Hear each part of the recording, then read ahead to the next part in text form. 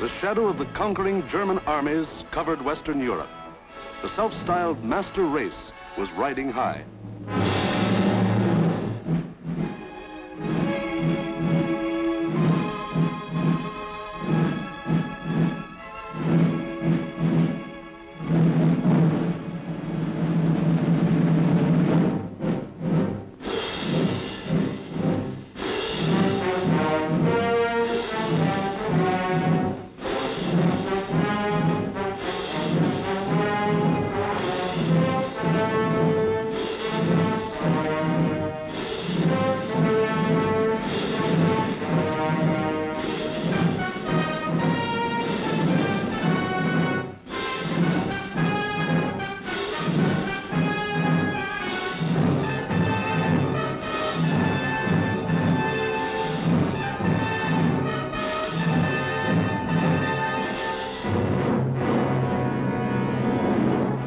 Adolf Hitler stood just as Napoleon had stood more than 100 years before and looked across the English Channel to the one fighting obstacle that stood between him and world domination.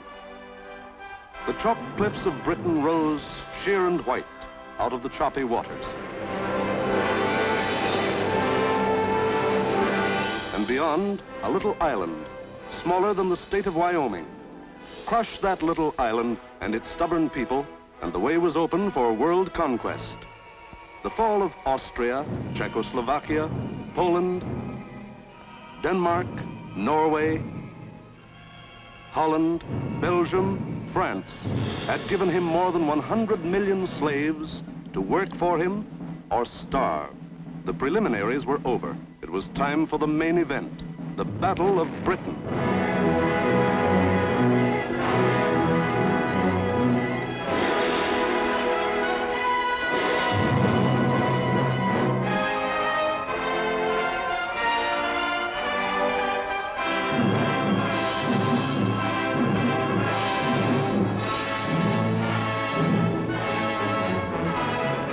Hitler and his generals feverishly drafted their plans for the conquest of Britain. Every detail must be anticipated.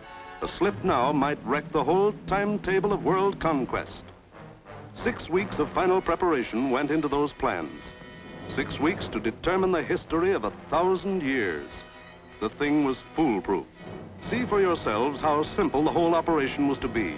Look. German plan for invasion of England. Phase 1. Knock out the Royal Air Force and its bases. Get control of the air and the sea lanes across the Channel.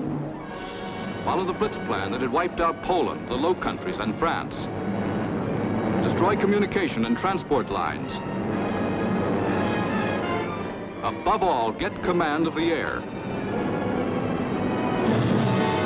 Phase 2. Pulverize the coastline with dive bombers. Drop parachute troops to take over the airfields and establish beachheads.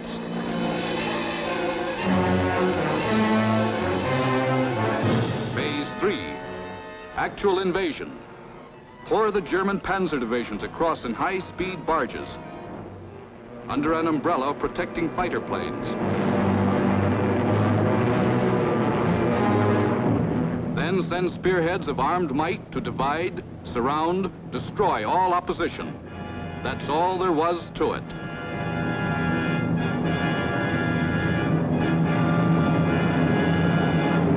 Conquer Britain.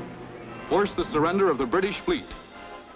Then, with the combined sea power of Germany, Britain, Italy, France, and Japan, he could control the seas and tell us where to head in. The torch of freedom flickered low. On the Channel invasion coasts, more than 100 fully equipped German divisions were singing the Nazi theme song, "We are sailing against England," as they waited the word from Hitler.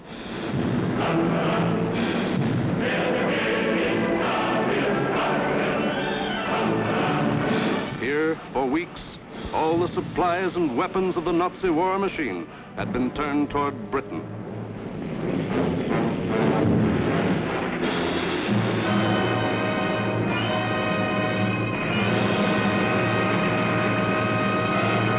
The jaws of the Nazi whale were set to swallow Jonah.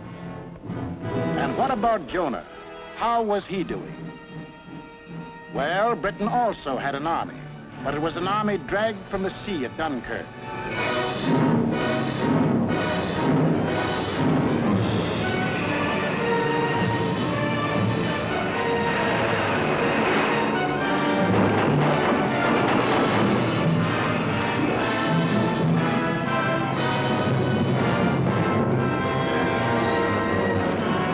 Without weapons. These had been left behind on the roads of France. Tanks, guns, motorized equipment, all abandoned to save the one priceless item, men.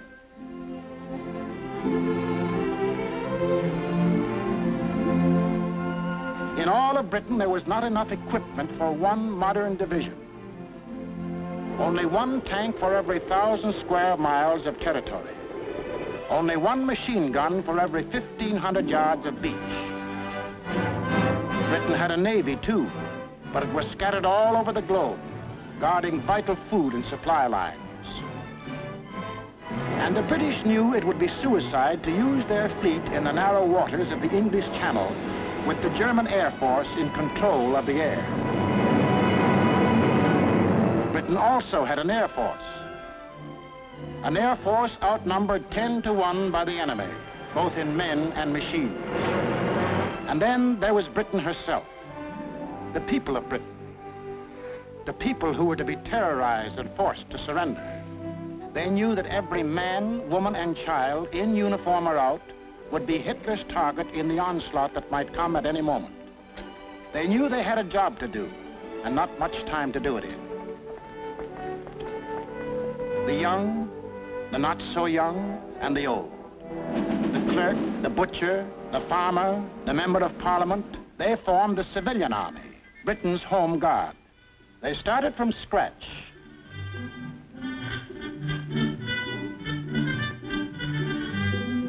Experience, equipment,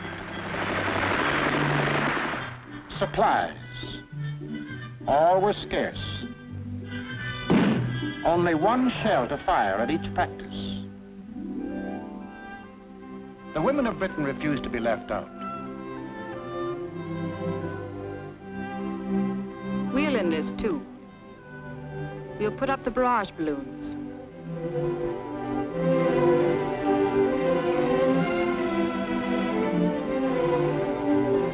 Man the ack-ack guns. We'll run the railroads and get the trains through on time. Ferry the planes. Carry the dispatches. Drive the ambulances and run the buses. And we'll see that our men are fed and don't go hungry.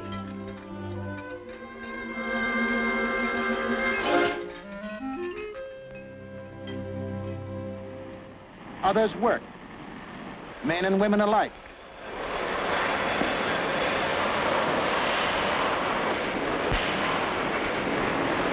They worked full time, overtime, double time, 40 hours a week, 50, 60, 70. Hours meant nothing. Fatigue meant nothing. Until the government forced them to cut down hours because over-fatigue was hurting production.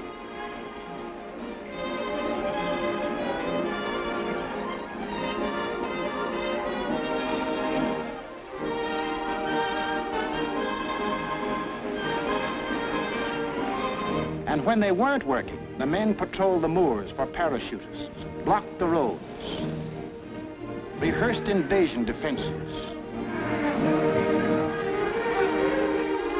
For something had happened here the Germans could never understand. In a democracy, it is not the government that makes war. It is the people.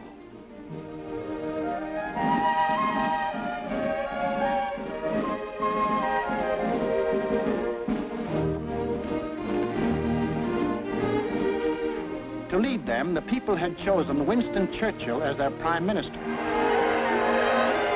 And he spoke the words in every British heart when he said, "We shall defend our island, whatever the cost may be. We shall fight on beaches, landing grounds, in fields, in streets, and on the hills. We shall never surrender." This was Britain in its darkest hour. The people knew they were in for the worst the Nazi mind could invent, yet they didn't panic or run away. They patrolled and waited. They drilled and waited. They worked and waited. Waited for the terror they knew was coming. Then it came.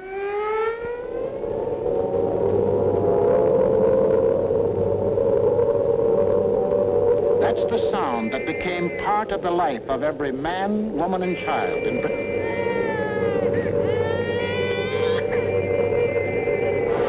August 8th, 1940, and the battle for Britain is on.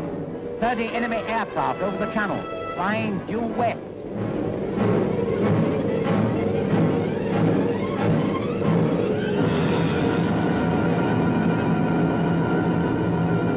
Here comes the Luftwaffe. In dozens of flights, hundreds of planes, bombers, fighters, dive bombers, across that 21 miles of channel, that 8 short minutes of water.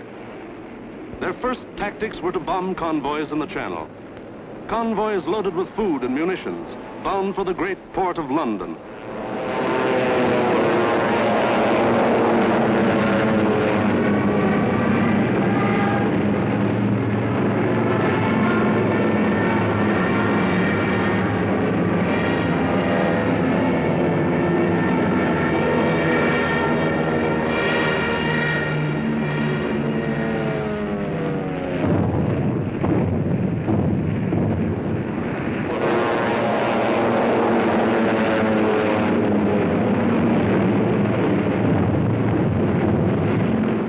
Fighters waited overhead for the defending planes of the Royal Air Force, the RAF, to appear. They didn't have long to wait.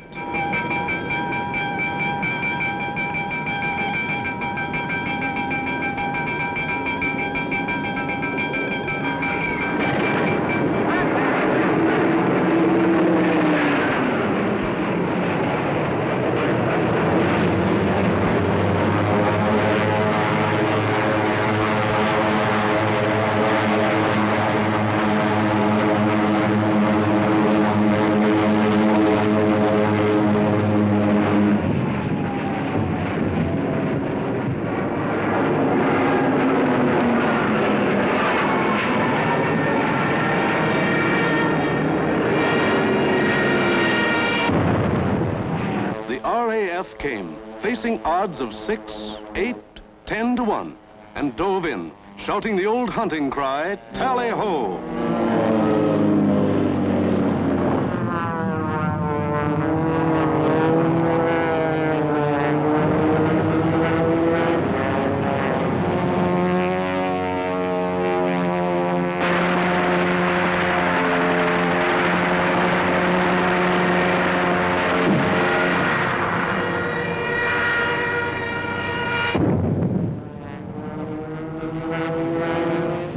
Of the Nazi plan called for the RAF to be knocked out of the air. But the men of the RAF hadn't read the Nazi plan.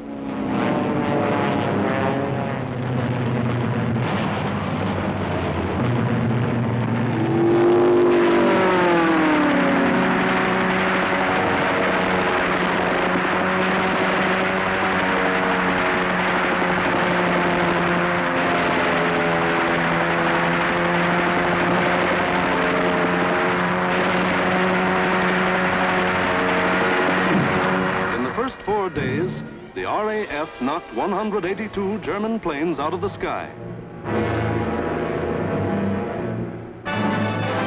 For the next week, the Germans attacked the coast cities from the Thames River to Weymouth.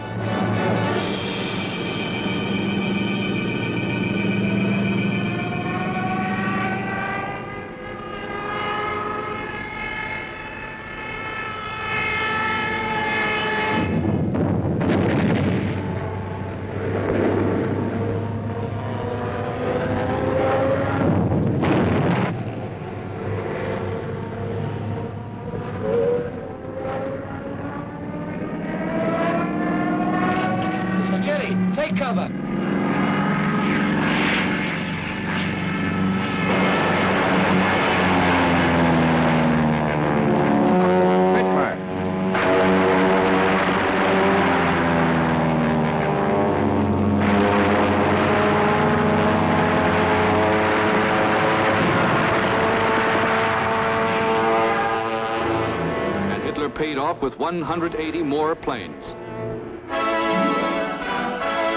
Then the Luftwaffe battered the great port towns of Southampton, Plymouth, trying for a knockout before the flow of supplies from overseas. The ports took a terrible pounding, but they couldn't be knocked out. Cargoes went on being unloaded with the protection of the RAF overhead. Battling the Spitfires and Hurricanes in the air wasn't panning out. So Goring switched his main attacks to the fighter airfields, Dover, Deal, Hawking. Maybe he could destroy the planes on the ground. He bombed the airfields, and the fields were hit. But the planes were saved. For Britain, unlike Poland and the Low Countries, didn't make the mistake of bunching its planes on the runways. The planes of the RAF were scattered and hidden, only a few on any one field, and those in the far corners. The Spitfires still went up to meet the enemy. In the first 10 days of the Battle of Britain, Goring launched 26 major attacks to get command of the air and lost 697 aircraft. The British lost 153, and 60 British pilots bailed out.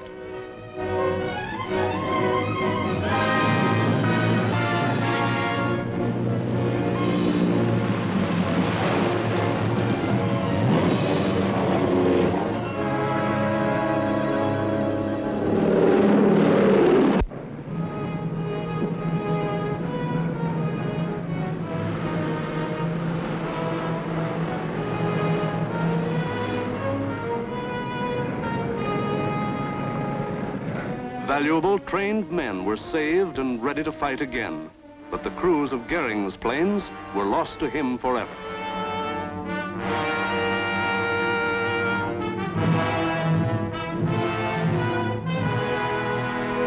The pace was too hot. Something was going haywire. The Nazis had to call time out. On a 2,000-mile front, from Norway to France, the whole Nazi Blitz program was being stalled because the RAF was still in the air. The shock troops were getting hoarse from singing, "We are sailing against England."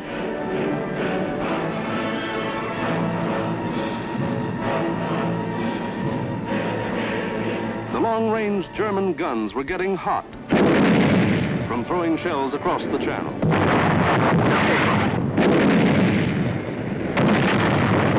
In public, Hitler assured the Germans, "Mr. Churchill tells his people that England will win, but I tell you that victory will belong to Germany."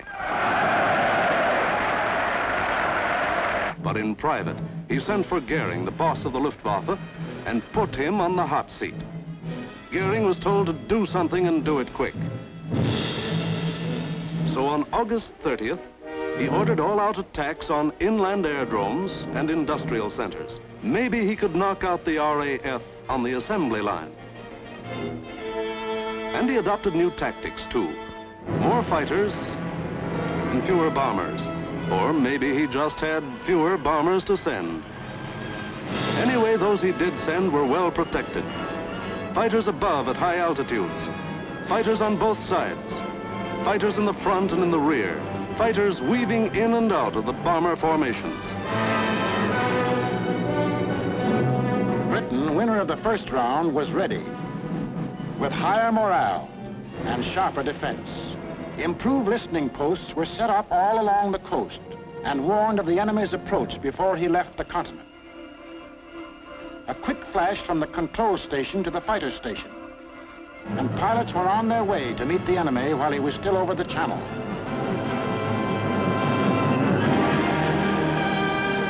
Day after day, out of sight and almost out of sound of the watchers on the cliffs, 4, 5, and 6 miles above, the battles raged over the Dover area.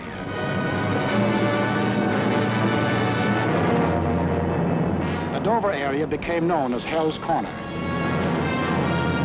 By sheer weight of numbers, the enemy again and again broke through the coastal defenses.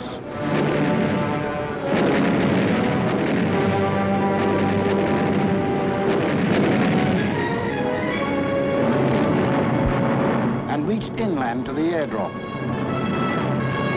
Aircraft plants. munition factories and machine shops.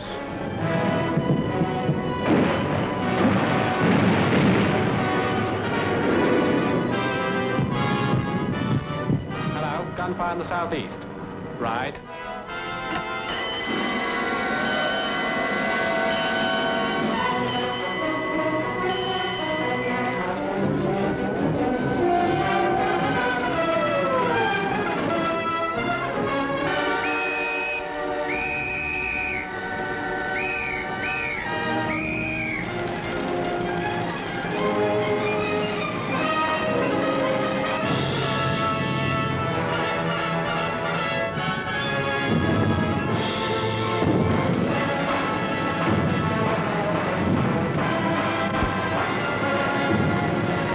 The workers kept on working, and the RAF kept on flying.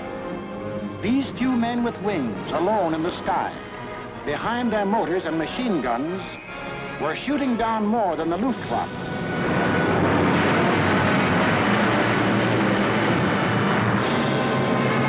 They were smashing the whole Nazi plan of world conquest.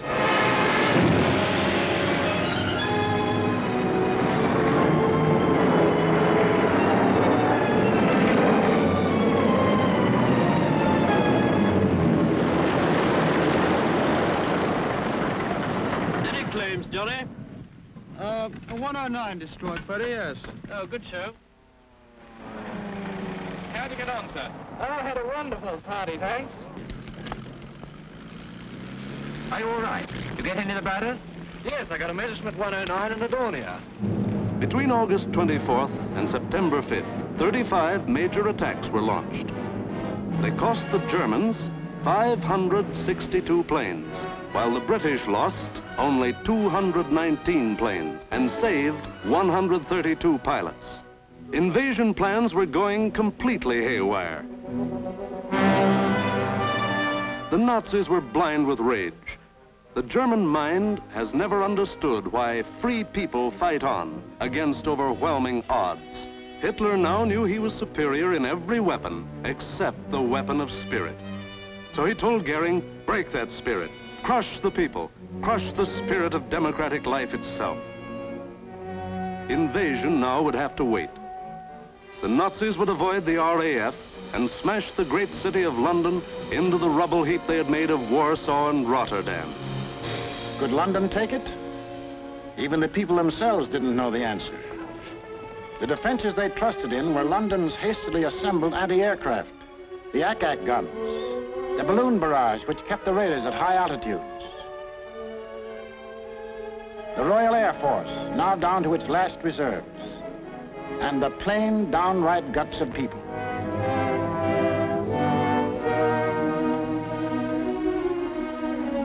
They sent more children out of the city.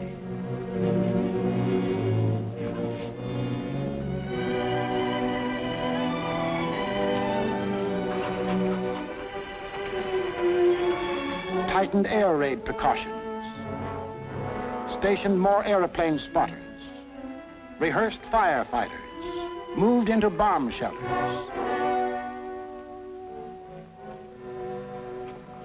They blacked out their city and carried on.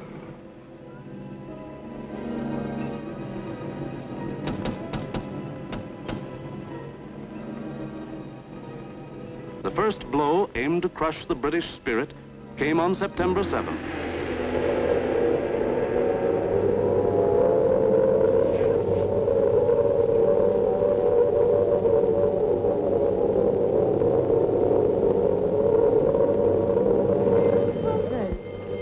Roof reports planes coming in. Control room speaking.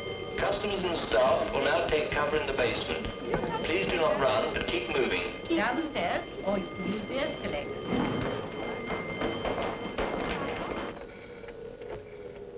Third floor, clear. Second floor, clear. First floor, clear. That day, when 375 German planes came roaring up the Thames River, the Battle of Britain became the Battle of London. The Germans broke through the charge of Hurricanes and Spitfires that went out to meet them.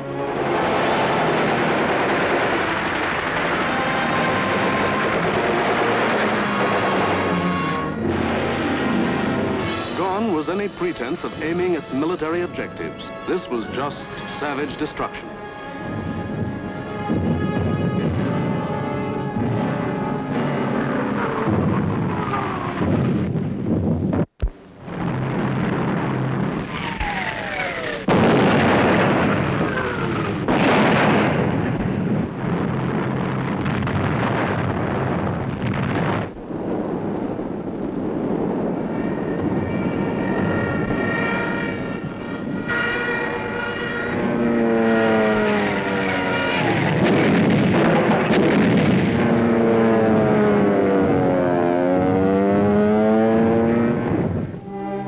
Fell alike on the homes of the East End poor and the Mayfair rich, on shops,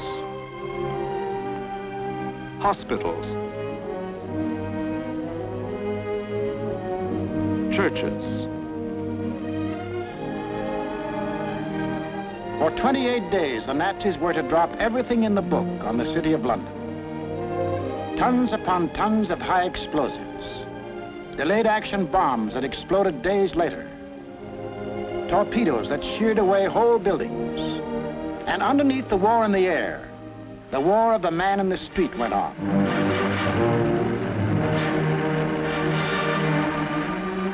He learned to exist with very little food. He forgot what it meant to have a night's sleep, spending most of his time underground in the damp and dark and cold. Hello, Mrs. Fox. You're here early tonight. Well, I'm on the safe side, aren't I? I think that'll be all right now. Yes, that's grand. Anyway, I'll be back in a few minutes if you want. Now, how are we going to get you up there? Get a young man to lift you up. Barney? Hello. Tell this young lady a lift up. Righto, I'm coming.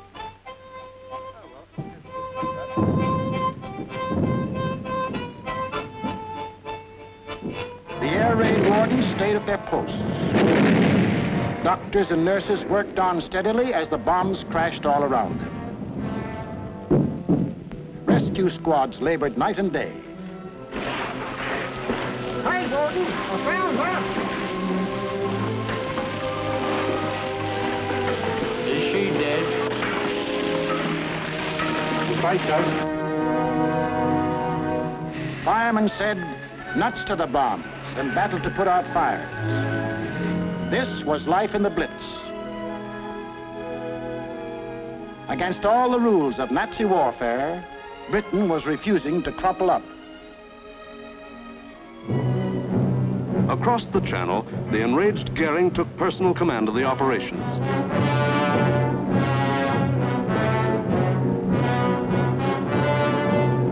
And on September 15th, he sent the Luftwaffe into one of its greatest attacks.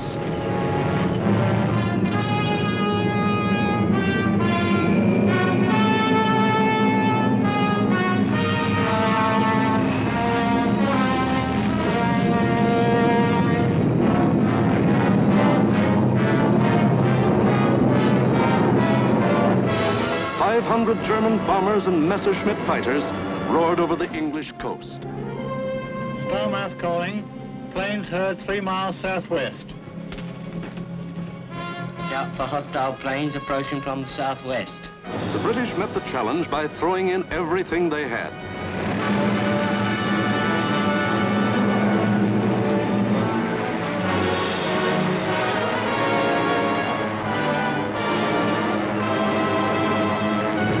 Historic three-dimensional battle took place inside an area 60 miles long, 38 broad, and from 5 to 6 miles high.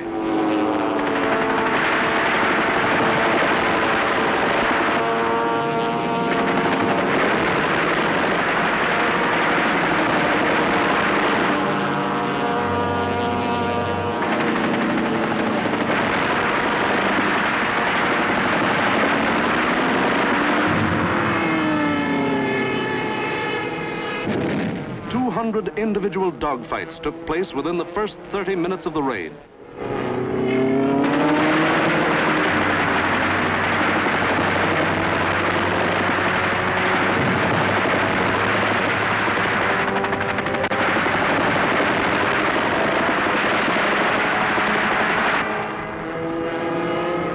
Right on our own doorstep. Oh, what a scrap.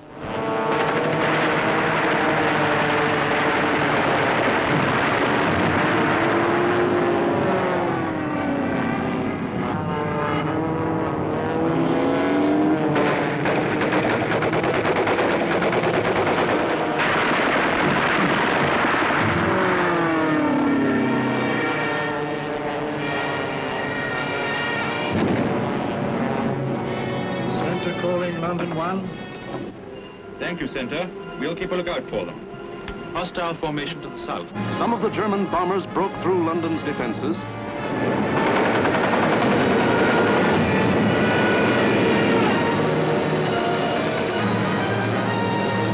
And reached the center of the city.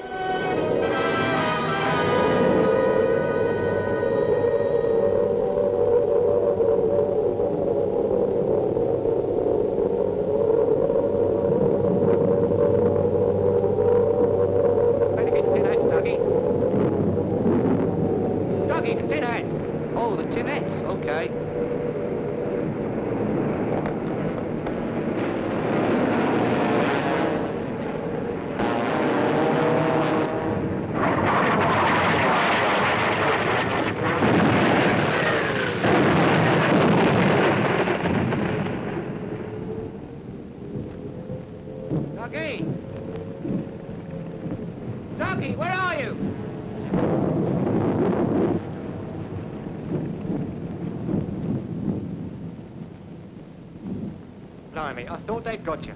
Who, me? Nah, I had me fingers crossed.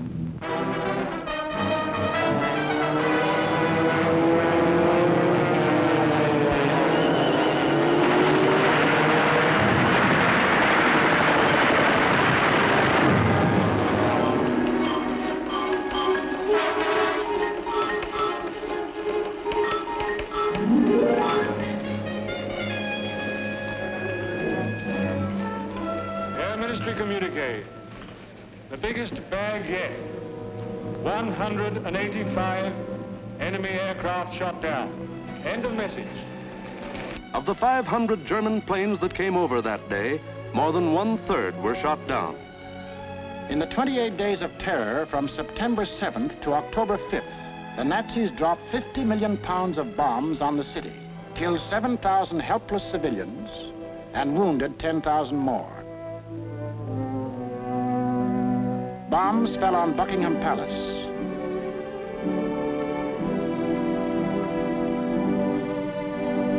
Westminster Abbey, the Houses of Parliament, Fleet Street, the center of the news, St. Paul's Cathedral. Bombs blasting the historic past out of the lives of Englishmen.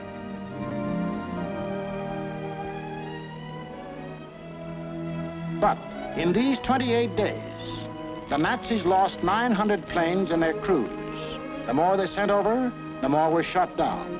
The British Spitfire had proved to be one of the deadliest weapons ever put in the hands of man. If this kept up, pretty soon no more Luftwaffe. The frantic Nazis had to pull a new one. They did. On October 6th, they changed to night attacks. Maybe that way they could avoid those deadly Spitfires and Hurricanes. Maybe that way they could crush the stubborn British spirit. Never mind control of the air.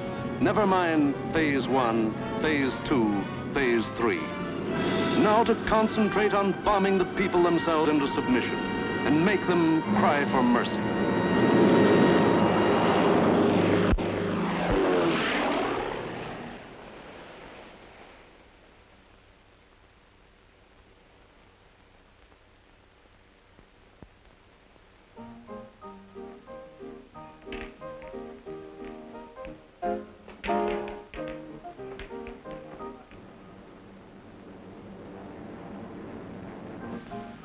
Hostile raid, sir.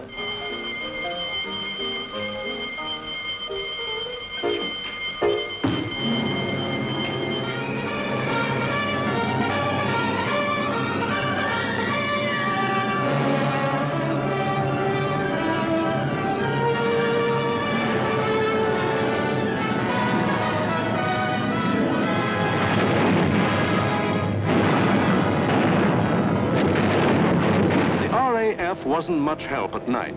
This was just German bombs against British guts.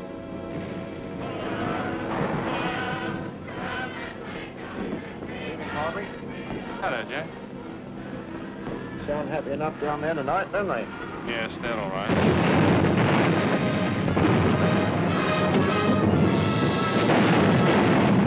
The great docks of London were left roaring infernos. Homes were destroyed by incendiaries. Business blocks were aflame. And still the people of London took it. Night after night, they burrowed underground. And morning after morning, they dug themselves out of the wreckage.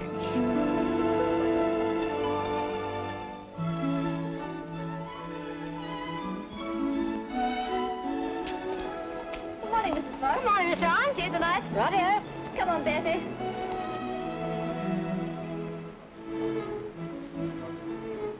Would you like to sit down? Thanks.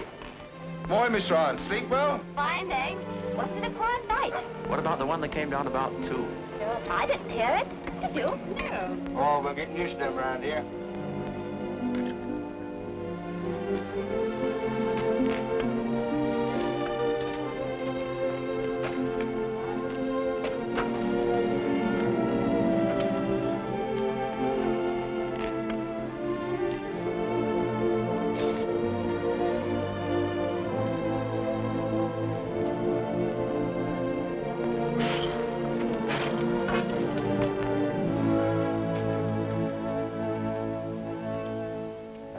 Better go away from this for a bit. Of course not. It'd take more than this to get me out of my home. Now go on, you've got to get to work. Okay. The Battle of London was the battle of the people of the city. In spite of bombs and fire and death, they got to their desks and workbenches to spend another 10 or 12 hours working, working, working. The British spirit was stronger than ever. And the RAF was flying higher than ever. Not only higher, but farther. SIO, operation for tonight. GP 1562, EP 781, 10 aircraft.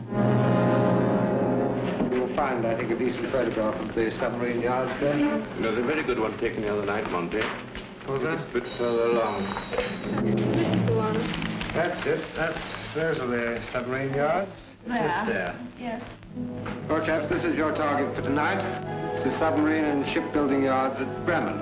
It's a vitally important target, and it's got to be hit hard. In the midst of this life and death struggle, the British found strength not only to defend, but to counterattack with what few bombers they could get together.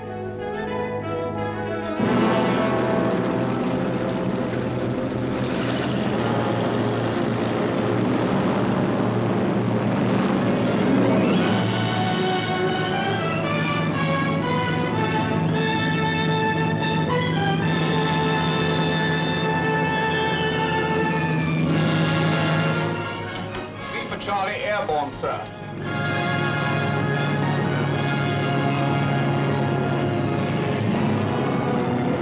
Hello, rear gunner. Can you hear me? I'm okay, Skipper. Hello, operator. Everything okay? Well, it seems to be all here, sir.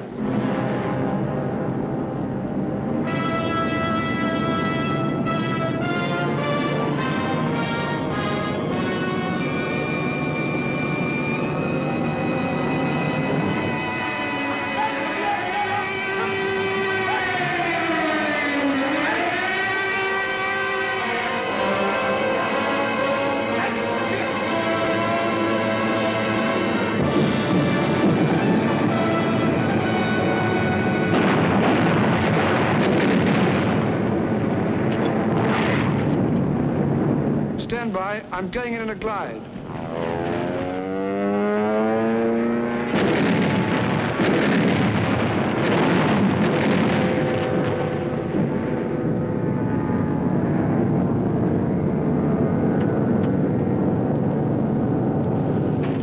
Steady.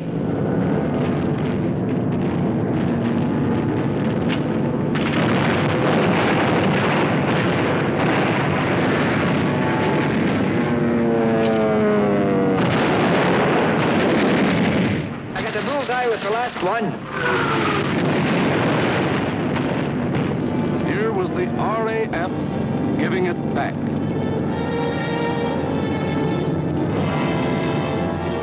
cried, "Night gangsters! For this crime I will exact 1,000-fold revenge." All the available German night bombers were put into the air.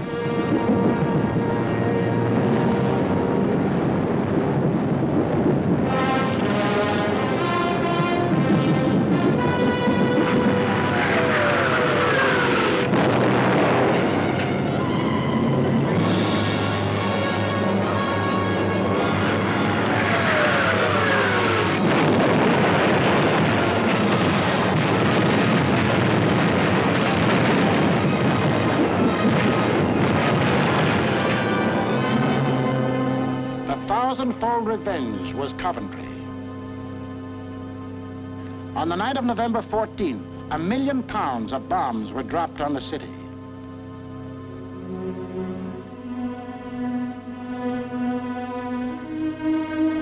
Coventry was smashed as flat as Warsaw and Rotterdam.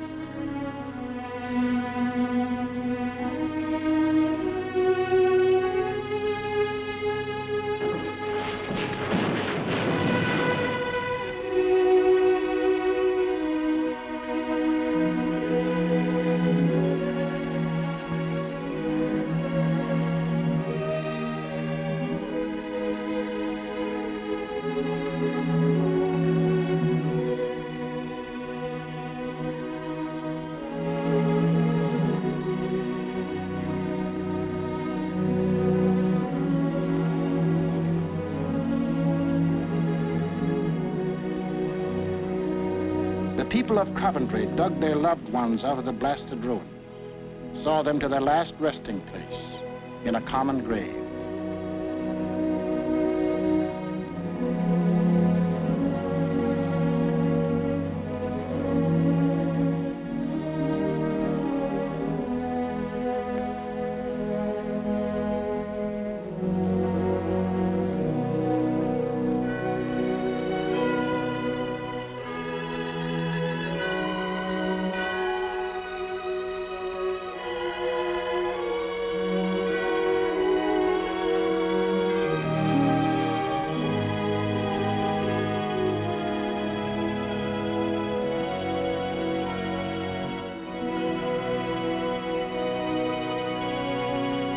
Hitler could kill them, but damned if he could lick them. They went back to their lathes and machines, for they knew the machine bench was as deadly a weapon as the rifle. And in their hearts was a grim determination that this enemy must be destroyed, that the day was coming when they would strike back, and how they would strike back. Christmas, 1940.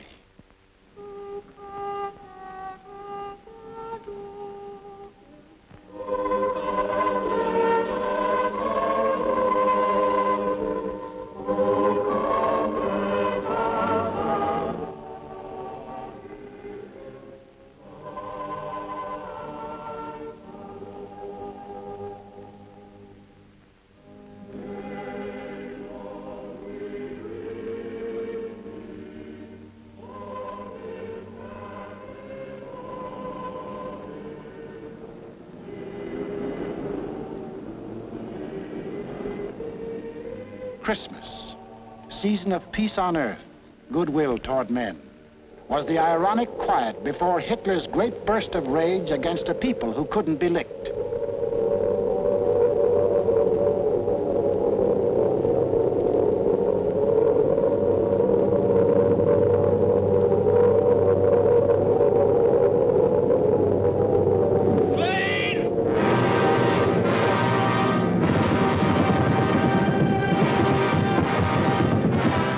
Bomb them into submission, so he would burn them to ashes.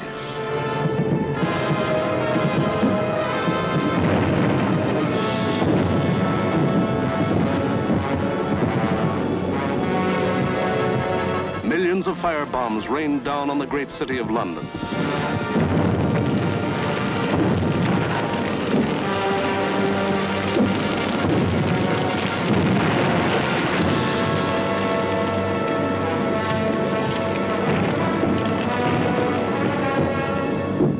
Minutes, more than 1,500 different sections of the city burst into roaring flames. Flames that swiftly merged into the greatest fire in recorded history.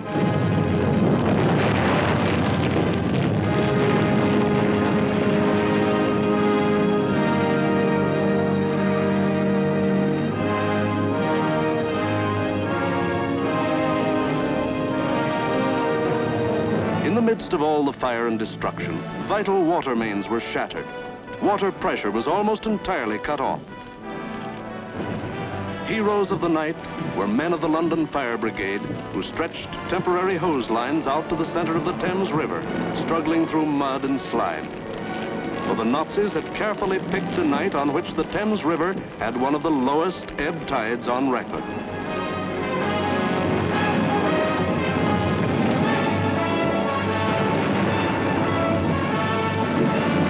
And while London burned above them, the people of the city held on. Chin up and thumbs up. They knew this was the people's war, and they were the people.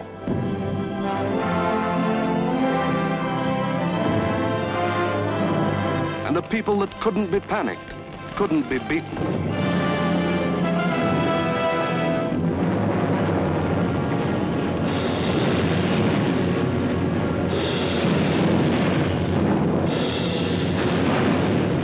In the months to come, the British were to suffer many such bombings and burnings.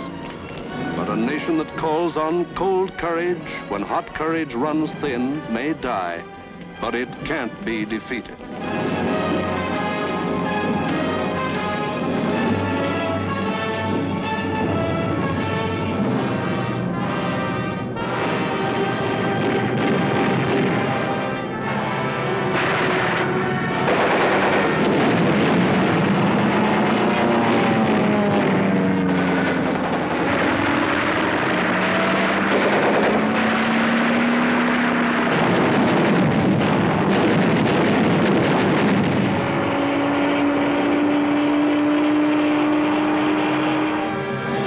The Battle of Britain was won, but not by Hitler. Hitler had lost the battle. He had lost 2,375 German planes and their crews.